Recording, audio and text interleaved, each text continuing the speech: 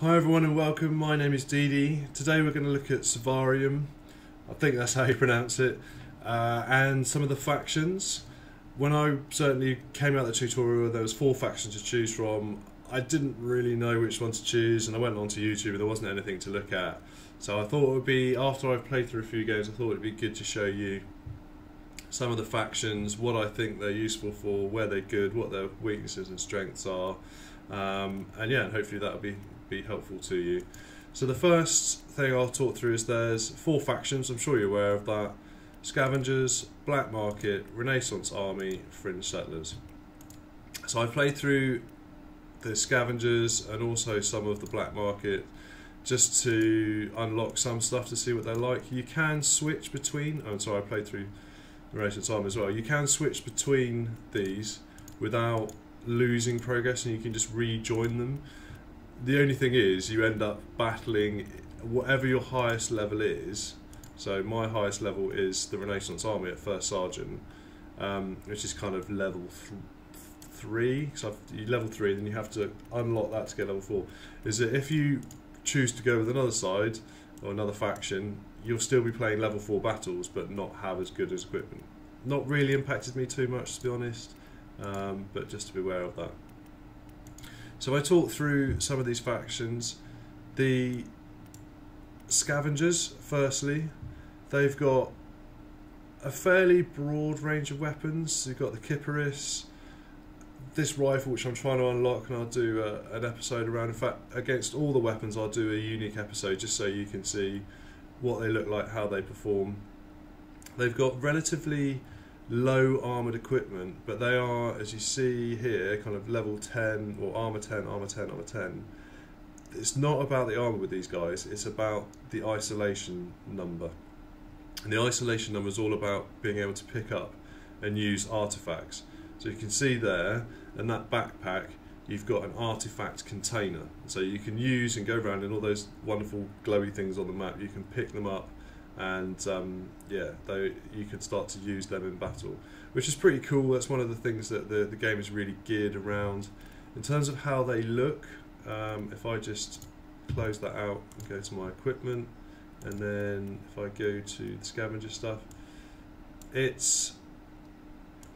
like, how to say it, I don't know, they're kind of, well, I need to buy it because I've bought or used other factions. I've kind of cherry picked, and that's something you can definitely do.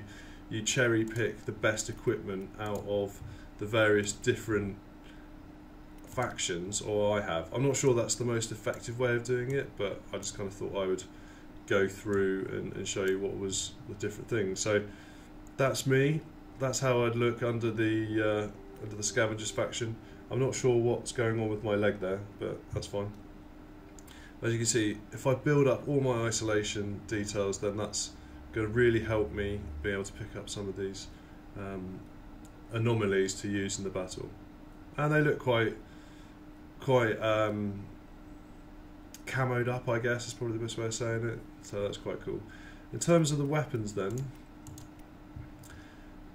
their weapons, this one, the Kipperis, and I will do individual episodes on any of the weapons that I unlock just so you can have those as standalone. But this is an excellent submachine gun. I've got shot by that a lot, and when I unlock it I will do a video against it, but that's an excellent single shooter. So they are pretty good with the weapons, but unfortunately the equipment is fairly low on the armour stakes in comparison to some of the other factions. So less armour, better weapons, using anomalies. I actually quite like them, and I can see myself using these guys quite a lot. But let's move on to the Black Market. No, I don't want to leave the game, sorry.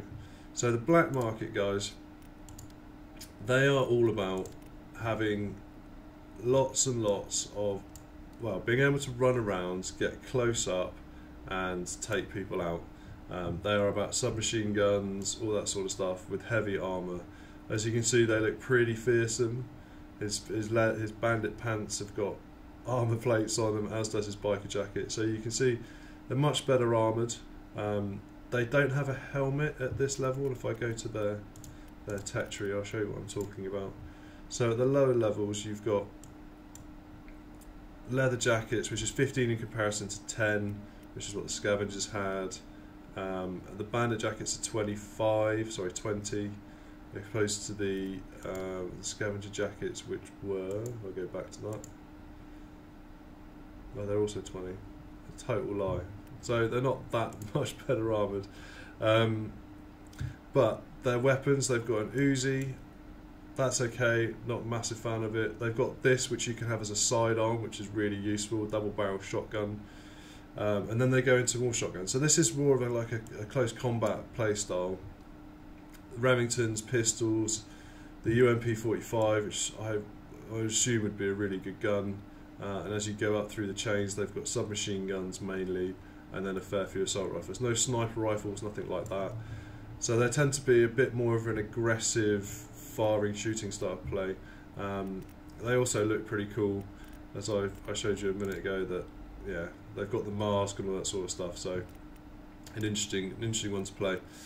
Next, Renaissance Army. These guys tend to be, oh, and actually, sorry, the isolation, critically, of this stuff is really low, so they're not going to be able to pick up any of the anomalies on the battlefield. It's more about the weapons and running around shooting people than the anomalies. Right, Renaissance Army.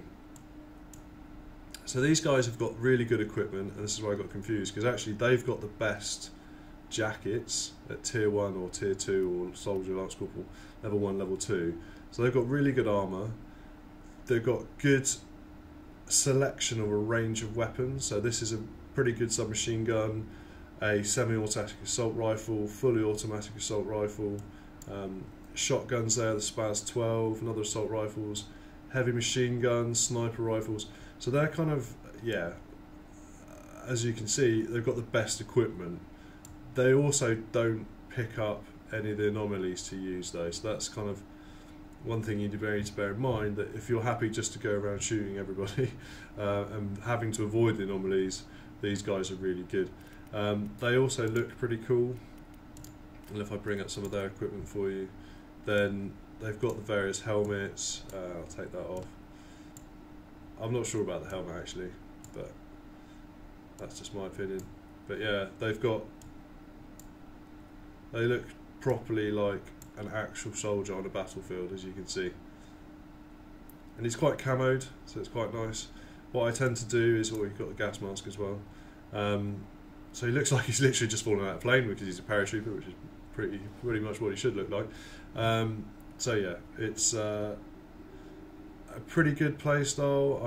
It is quite good, but I think the anomalies are something I want to play with, so that's why I'm speccing out the Scavengers a bit more. And the Fringe Settlers is the only one that I haven't played with. Now, they are very similar to the Scavengers, so they've got good isolation but fairly low armour, and I think actually that is lower armour. Let me just check. Yeah, they're lower armour than the Scavengers. In terms of weapons, I haven't used them. They've got a shotgun, which I think this is pretty lethal, that shotgun. They've got the SKS, so it tends to be more close up, and then you get into the sniper rifles and the machine guns, and they have a lot of silenced equipment as you get to the farther up you go. So if you're going to play endgame, yeah, they look like quite high tech, opposed to the Scavengers, who are a bit more kind of a mediocre type of level. So they probably look pretty effective endgame, the Fringe Settlers, to be honest, because of all this high tech equipment they've got right at the top in comparison. So maybe that's something to bear in mind if you're going to play it for a long time. So that's it. Obviously there is loads of different things that you can pick up or use. You kind of, as you play missions, you do get unlocks from other people's equipment. When I play it, I tend to have a bit of a hybrid, because I played, as you can see, like the first few levels of quite a few of them, just so I can mix and match and try and pick out the best equipment or best guns from each of the factions. I'd recommend trying to understand which weapons you unlock in what order. It does take a long time. The first two are quite quick, but it takes a long time to get through the third and fourth levels. So I'd recommend you go for a faction, pick with it, and just keep going. The equipment, well, the equipment becomes really important if you're going to want to use the anomalies. So if you want to use the anomalies, definitely go for the Scavengers or the Fringe Settlers. If you're not interested, pick out the other two. Pick out the Black Market and the Renaissance Army. Cool, so I hope that was helpful. As I said, I will make short videos around each of the guns so you can see them. Hopefully that again will, if you're looking to play one particular faction and you want to understand how good or bad the gun is, then that will obviously help you as well. Thanks very much for watching. Please give it a like if you enjoyed it. Hopefully I'll see you again. Take care now.